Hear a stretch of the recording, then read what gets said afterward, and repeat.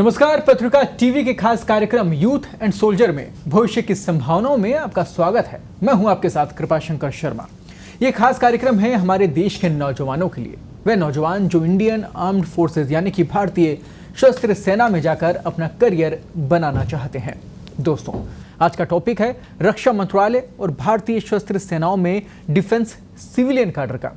बेहद महत्वपूर्ण टॉपिक है और बहुत कम लोग इसके बारे में जानकारी रखते हैं। आज पूरी विस्तृत जानकारी आपको इस आधे घंटे के कार्यक्रम में मिलेगी। साथ ही इस कार्यक्रम में आप इस विषय से जुड़े हर सवाल का जवाब देने की हम कोशिश भी करेंगे। तो चलिए आपको रूबरू में करवाता हूं हमारे खास मेहमान कर्नल RS भंडारी से, जो आपको बताएंगे कि आखिरकार कैसे शामिल हों रक्षा मंत्रालय और भारतीय सशस्त्र सेनाओं में डिफेंस जो सिविलियन काडर होता है उसमें आप कैसे जा सकते हैं, बताएंगे आपको। सर, बहुत बहुत स्वागत है आपका पत्रिका टीवी में। नमस्कार दोस्तों, मैं आपको बता दूं कि कर्नल भंडारी सैनिक स्कूल चित्तौड़गढ़ है और राष्ट्रीय रक्षा अकादमी से हैं। वे 33 साल सेना में विभिन्न पदों पर रहे हैं। इस दौरान वे प्रेसिशन रेजिमेंट के कमांडिंग ऑफिसर और भर्ती निर्देशक भी रहे। जो भर्ती से संबंधित है, वे अभी मार्गदर्शन, एडवाइजरी एंड कंसल्टेंसी सर्विसेज के संस्थापक हैं, जो कि करियर बिल्डिंग, सिक्योरिटी और फायर जो सेफ्टी आदि क्षेत्रों में लगातार कार्यरत है। कर्नल में युवाओं को सकारात्मक दृष्टिकोण के साथ प्रेरित करने, सलाह देने का जुनून है, जो युवाओं को आत्म खोज के मार्ग में पसंदीदा गंतव्य तक ले जाता है। तो चलिए चर्चा की शुरुआत करते हैं और आज एक बार फिर से एक महत्वपूर्ण चर्चा में हम शामिल हो रहे हैं। और आज हम बात कर रहे हैं रक्षा मंत्रालय और भारतीय सशस्त्र सेनाओं में डिफेंस सिविलियन काडर की। सर, चर्चा की शुरुआत करते हैं। पहला सवाल इससे जुड़ा हुआ मैं लेना चाहूँगा दर्शकों के लिए। सर, कोई भी व्यक्ति भारतीय रक्षा संबंधित नौकरियों में जो रुचि रखता है, सेना में जाने की इच्छा रखता है, लेकिन कुछ शारीरिक कारणों से भारतीय सशस्त्र सेनाओं में शामिल नहीं हो सकता। बहुत बड़ी विडंबना है सर ये। तो ऐसे में आप क्या कहेंगे ताकि वो व्यक्ति अपने जुनून का पीछा कर सके, सेना में जा सके? बहुत ही उम्दा सवाल है ये कि अगर आप फौज में नहीं जा पाते हैं किसी कारणवश और फौजी नहीं बन पाते हैं, आप फिर भी रक्षा मंत्रालय के अंतर्गत मिनिस्ट्री ऑफ डिफेंस के अंदर दूसरे सेक्टर्स हैं जो कि MOD के अंदर आते हैं, मिनिस्ट्री ऑफ डिफेंस के नीचे आते हैं। वहाँ पर आप डिफेंस सिविलियन के तौर पे आ सकते हैं। और मैं बताना चाहूँगा कि आज की डेट में कम से कम 7,000 वैकेंसीज इसमें रहती हैं आज की डेट में। तो यही दर्शाता है कि शायद पब्लिक को इसकी इतनी नॉलेज नहीं है। बिल्कुल सही बात है। और ऐसे में जानकारी आपको कहाँ से मिलेगी, इसका भी आपको इंतज़ार नहीं करना, क्योंकि आधे घंटे का कार्यक्रम आपकी हर जानकारी के लिए सटीक रहेगा। और इस पूरे कहीं ना कहीं इस डिपार्टमेंट से जुड़ी हुई, इस पूरी भर्ती से जुड़ी हुई पूरी जानकारी हम आपको देंगे। सर, एक और सवाल इसमें मैं शामिल करना चाहूँगा। हम अक्सर ग्रुप C में डिफेंस सिविलियन कर्मचारियों की भर्ती के लिए विज्ञापन देखते हैं। हमारे दर्शक आपसे जानना चाहेंगे कि रक्षा मंत्रालय के अंतर्गत डिफेंस सिविलियन काडर होता क्या है?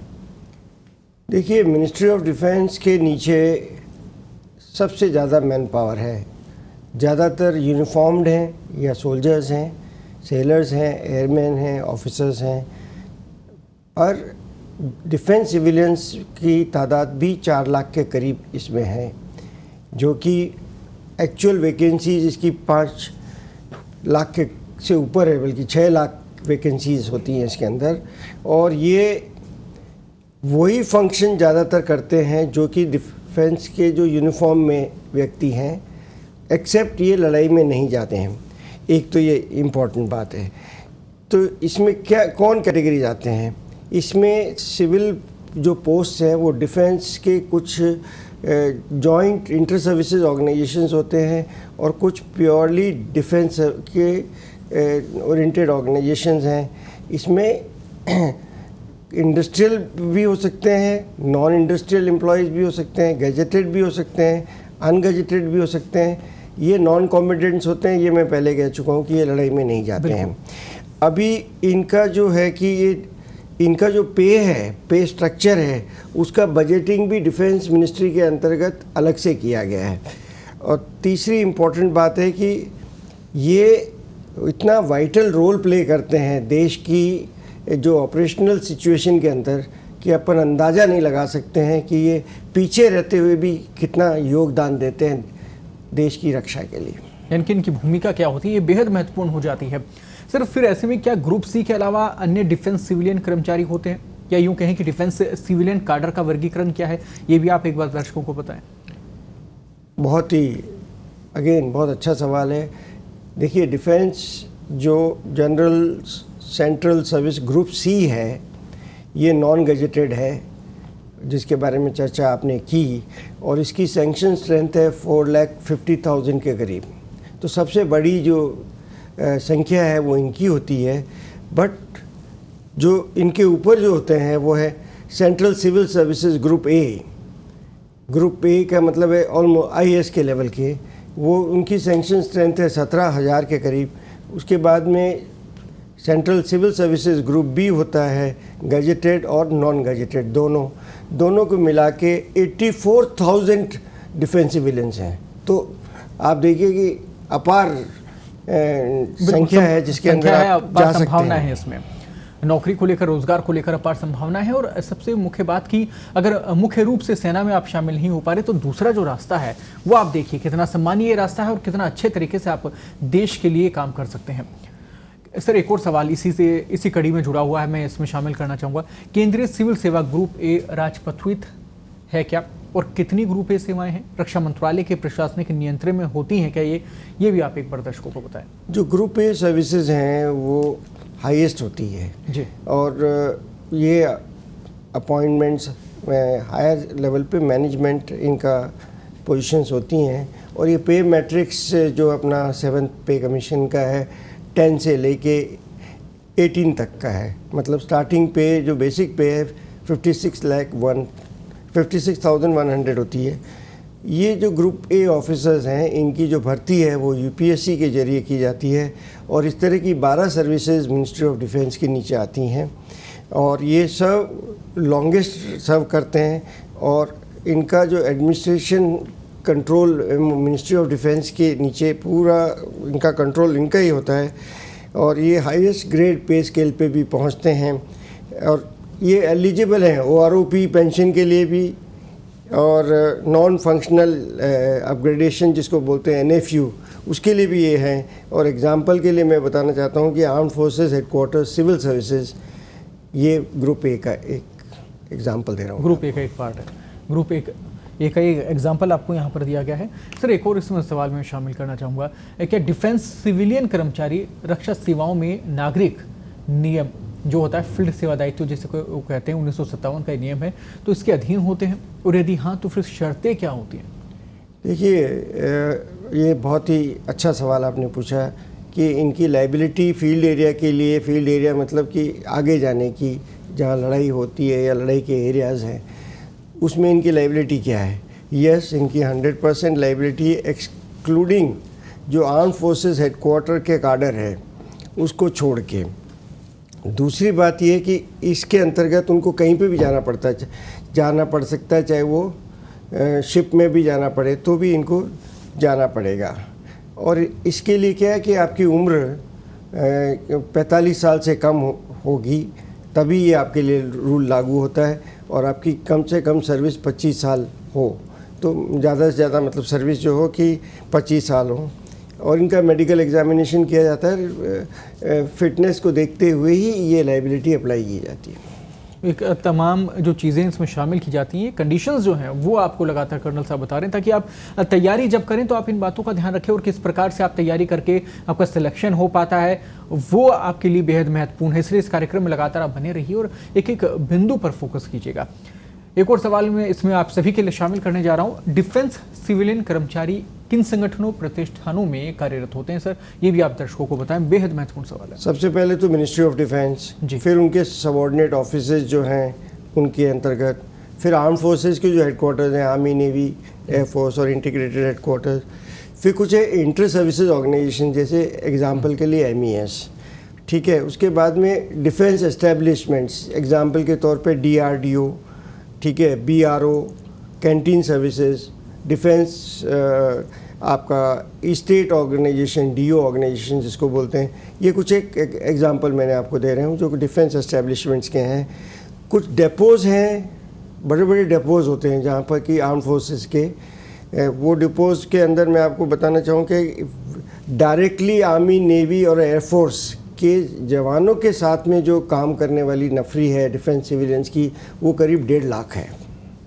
बहुत बड़ी संख्या है ये, जो कि साथ में काम करते हैं। यानी कि जैसा कि कर्नल साहब ने पहले बोला कि पीछे से सपोर्ट करते हैं, पर इनकी भूमिका इतनी बड़ी हो जाती है कि अपने आप में इनका मायना होता है और अपने आप में देश सेवा में इनका जो जज्बा है वो बहुत मायने रखता है, पूरी सेना के लिए है। सर, डिफेंस सिविलियन कर्मचारियों के लिए भर्ती नियम क्या होते हैं, ये भी एक बार दर्शकों को एक बार बताएं। हाँ, ये एक बहुत दिलचस्प सवाल है। बट क्या है कि इतनी सर्विसेज हैं, ग्रुप ए से लेके सी और डिफरेंट डिपार्टमेंट्स हैं, तो इनके सबके जो रिक्रूटमेंट रूल्स हैं वो अलग अलग हैं। और इसमें जानकारी अपन जब आगे चलेंगे तो कुछ के केस में अब हम आपको बताएंगे कि आप किस तरीके से किस ग्रुप में आप जा सकते हैं। यानी कि अलग अलग ग्रुप हैं, आपको सुटेबल कौन सा रहेगा, किस प्रकार से आपको तैयारी करनी है, उस सारी चीज़ें इसमें हम शामिल करने की भी कोशिश कर रहे हैं। और इसके साथ ही आपको कैसे आखिरकार इस सेना में मौका मिल सकता है, सेना का जो पार्ट है कहीं ना कहीं इसमें कैसे आपको मौका मिल सकता है, सिविल सेना में आप शामिल हो सकते हैं सिविल सर्विस के जरिए, वो कैसे आप कर सकते हैं, वो सारी चीज़ें जो है इसमें शामिल करने की हम कोशिश कर रहे हैं। आगे के सवाल जो हैं वो इन तमाम मुद्दों से जुड़े हुए हैं। एक और महत्वपूर्ण सवाल मैं इसमें शामिल करना चाहूँगा, विकलांग व्यक्तियों के डिफेंस सिविलियन कर्मचारी के रूप में भर्ती के लिए प्रावधान क्या है सर, ये भी आप बताएं, बहुत महत्वपूर्ण सवाल है। जब हमने ये प्रोग्राम्स पत्रिका टीवी ने शुरू किए थे तब ये सवाल एक बार उठा था अग्निवीर और उस समय के ऊपर कि विकलांगों के लिए क्या प्रबंध है। तो तब मैंने बताया था कि जो यूनिफॉर्म पहनते हैं, जो असली फौजी बनते हैं, officer, JCO, OR, airman, sellers, तो उनके लिए वो लागू विकलांग को भर्ती नहीं कर सकते हैं, वो ऑब्वियस है, आप सब समझते हैं। बट इनके लिए क्या है, 3% वैकेंसीज़ हैं डिफेंस सिविलियंस के अंदर, ग्रुप ए से सी के लेके। और इसमें 3 चीज़ों के लिए बेसिकली, एक तो ब्लाइंडनेस के लिए है या लो विजन, दूसरा है कि आपकी सुनने में आपकी तकलीफ़ है, और चौथी आपकी चलने में या अपने शरीर के अंग हिलाने में। तो चलन संबंधी जो विकलांगतापन है या मस्तिष्क पक्षाघात जिसको कि हम सेरिब्रल पॉलिसी कहते हैं, अगर ये है तो आपको लिया जा सकता है। और इसकी 1-1% ये तीनों जो मैंने बताई और चौथी उसके साथ ही शामिल है, तो उसमें 1-1% वैकेंसीज इनके लिए होती है। अब ये जो डिस्क्रिशन है कि इनको लिया जाए, किसको लिया जाए, कितनी वो डिसेबिलिटी सर्टिफिकेट्स को, वो मिनिस्ट्री ऑफ डिफेंस के ऊपर है कि किस पर्टिकुलर डिफेंस सिविलियन भर्ती में डिसेबिलिटी कौन सी वाली अलाउड होगी। ये रूल्स के अंदर है, रिक्रूटमेंट रूल्स के अंदर। यूथ एंड सोल्जर का जो कार्यक्रम है, इसमें आपके लिए आज बेहद महत्वपूर्ण हम विषय लेकर आए हैं। आज बात हो रही है कि सेना में आपको भर्ती होना है, लेकिन अगर आप मेडिकल फिट नहीं हैं, ऐसी कंडीशन में क्या करें। सेना के लिए जज्बा तो है, इच्छा तो है देश सेवा की, पर सेना में जा नहीं पा रहे, तो उस तरीके से कौन सा मापदंड आप अपनाएं, कौन सी भर्ती होती है जिसके जरिए आप बैकफुट में रखें, यानी कि सेना के पीछे से आप मदद करते हैं और आप सेना में शामिल हो जाते हैं एक प्रकार से सिविल डिफेंस के रूप में। डिफेंस सिविलियन कार्डर क्या होता है, उसके ऊपर आज चर्चा चल रही है। बेहद महत्वपूर्ण विषय है, इसको लेकर काफ़ी समय से कमेंट भी आ रहे थे और काफ़ी समय से दर्शक चाहते थे कि इस विषय के ऊपर चर्चा हो। तो ऐसे में कर्नल साहब की तरफ से ये पूरी जो चर्चा है आप तक पहुंच रही है और महत्वपूर्ण सवालों के जवाब आप तक पहुंच रहे हैं। सर, आगे बढ़ाते हैं चर्चा को। डिफेंस सिविलियन कार्डर के बीच सशस्त्र सेनाओं के जो मुख्यालय हैं, मुख्यालय कार्डर का आकार क्या होता है, कार्डर को नियंत्रित करने वाला प्राधिकारी कौन होता है, एक बार आप ये भी बताएं दर्शकों को। जो आर्म्ड फोर्सेस हेडक्वार्टर्स हैं उसमें 12,000 डिफेंस सिविलियंस होते हैं और तकरीबन 200 तरह की पोस्ट इसमें हैं। इसका जो कंट्रोलिंग अथॉरिटी है वो चीफ एडमिनिस्ट्रेटिव ऑफिसर, एक जॉइंट सेक्रेटरी लेवल के होते हैं, और वो पूरा जितना भी डिफेंस सिविलियंस आर्मी हेडक्वार्टर्स के अंदर, आर्म्ड फोर्सेस हेडक्वार्टर्स में हैं, उनको मैन पावर को भी और इंफ्रास्ट्रक्चर की जितनी सपोर्ट चाहिए उसका मैनेजमेंट उनके हाथ में होता है। और जो कुछ इंटर सर्विसेज ऑर्गेनाइजेशन भी जो कि को लोकेटेड है मिनिस्ट्री ऑफ डिफेंस के आर्म्ड फोर्सेस के हेडक्वार्टर्स के साथ में, की भी कोऑर्डिनेशन इनके हाथ में होती है। तो कार्डर कंट्रोलिंग जो अथॉरिटी है और जो हेड ऑफ द डिपार्टमेंट है कि defence civilian armed forces headquarters के अंदर कौन है या एमओडी के लेवल पे कौन है, वो आपके लिए जानना इसलिए ज़रूरी है कि कई बार सोचते हैं कि फ़ौजी ही इसको देखभाल करते होंगे, नहीं, ये सिविलियंस के कंट्रोल में आर्म्ड फोर्सेस हेडक्वार्टर्स का काडर है। तो ऐसे में समझने वाली बात है, ये पूरा जो विषय है ये बेहद महत्वपूर्ण हो जाता है। छोटे छोटे बिंदु हैं वो ज़रूर अलग कर देते हैं विषय को, तो ऐसे में उनके ऊपर भी आप फोकस रखें ताकि किसी भी प्रकार की कोई गलतफहमी आपको ना हो, जो तैयारी आप कर रहे हैं सही मायने में आप उसके लिए आगे बढ़ सकें। आपने शुरुआत में सर कहा था ग्रुप ए सशस्त्र सेनाओं मुख्यालय सिविल सेवा ग्रुप ए के बारे में आपने बात की थी, जानकारी दी थी, तो उसकी भूमिका क्या है, इसका कैडर क्या होता है, कैडर का आकार क्या होता है, ये भी आप दर्शकों को एक बार बताएं। जो arm forces headquarters civil services है, शॉर्ट में जिसको अपन AFHQCS बोल सकते हैं, ये बेसिकली कंटिन्यूटी प्रोवाइड करता है हेडक्वार्टर्स के अंदर। क्योंकि फ़ौजी तो 2 साल ऑफिसर जाते हैं, 3-2.5 साल पोस्टिंग होती है, निकल जाते हैं अपने दूसरे असाइनमेंट के ऊपर। तो ये कंटिन्यूटी प्रोवाइड करते हैं इंटीग्रेटेड हेडक्वार्टर्स को और मिनिस्ट्री ऑफ डिफेंस को और डिफेंस स्टाफ हेडक्वार्टर्स को और इंटर सर्विसेज ऑर्गेनाइजेशन जो कि करीब 28 के करीब हैं, एंड मिनिस्ट्री ऑफ डिफेंस को। पहली बात तो ये है, इनका जो रोल है प्राइमरीली वो एडमिनिस्ट्रेटिव रोल है, इनका कोई टेक्निकल रोल नहीं होता, मिलिट्री कॉम्बैट रोल कुछ भी नहीं है। और ये डील करते हैं कुछ विषयों से, जैसे एडमिनिस्ट्रेटिव पॉलिसीज़ है, प्लानिंग है, बजट है, लॉजिस्टिक्स है, पेंशन है, लीगल मैटर्स हैं, ये सिर्फ ये मैटर्स डील करते हैं। और ये करीब 3250 group A employees arm forces headquarters के अंदर सर्विस में हैं। और ये पहले जो रिक्रूट होते हैं ये ग्रुप बी में रिक्रूट किए जाते हैं। ये बहुत इंटरेस्टिंग बात है, ध्यान रखें इस बात का। As a assistant civilian staff officer आपका रिक्रूटमेंट होता है, और या दूसरे तरीके से इनको कह सकते हैं सेक्शन ऑफिसर्स, इनका रिक्रूटमेंट ग्रुप ए में होता है, फिर ये बाद में ग्रुप ए में जाते हैं। तो सर ऐसे में सेवा के जो कर्मचारी हैं उनको ग्रुप ए में कब नियुक्ति मिलती है, कब नियुक्त उनको किया जाता है, करियर विकास के लेकर संभावनाएं उनको क्या है, ये भी आप एक बार दर्शकों को बताएं। देखिए, ये इसके लिए कम से कम 3 से 6 साल लगते हैं आप ग्रुप बी से ग्रुप ए में जाने के लिए। और अब ग्रुप ए में जब जाते हैं तो आप ग्रुप ए शुरू होता है डिप्टी डायरेक्टर अपवर्ड्स, तो उससे नीचे ग्रुप बी कहलाता है। और हाईएस्ट पोस्ट जो इसमें है सीनियर सिविलियन स्टाफ ऑफिसर की होती है, या उसको आप जॉइंट डायरेक्टर भी कह सकते हैं। फिर डायरेक्टर होता है, फिर सबसे ऊपर होता है प्रिंसिपल डायरेक्टर। ये सब सेना के अधिकारियों के साथ काम करते हैं, ये बहुत इम्पोर्टेंट सेना के अधिकारी और IAS ऑफिसर्स भी होते हैं। ये हेडक्वार्टर्स आर्म फोर्सेस के हेडक्वार्टर्स वगैरह ये जो ऑर्गेनाइजेशन है उसमें काम करते हैं। तो ऐसे में सर अनुभाग अधिकारी जो होते हैं, अनुभाग अधिकारियों को प्रारंभ में प्रशिक्षण कहाँ दिया जाता है, ये भी आप बताएं दर्शकों को। ये जो सेक्शन ऑफिसर्स अपन जिक्र कर रहे थे जो ग्रुप बी में रिक्रूट होते हैं, इनकी जो ट्रेनिंग है वो डिफेंस हेडक्वार्टर्स ट्रेनिंग इंस्टीट्यूट है दिल्ली में, उसमें की जाती है। और इंटरेस्टिंग बात यह है कि जो आर्म फोर्सेस हेडक्वार्टर्स में जो सर्विस ऑफिसर्स हैं, मतलब जो फौजी अफसर्स हैं, जब उनकी पोस्टिंग वहाँ होती है तो उनको भी जो ट्रेनिंग है MOD में काम करने की वो वहीं दी जाती है। इसके अलावा जो क्लरिकल सर्विसेज हैं उनको भी ट्रेनिंग वहीं कराई जाती है।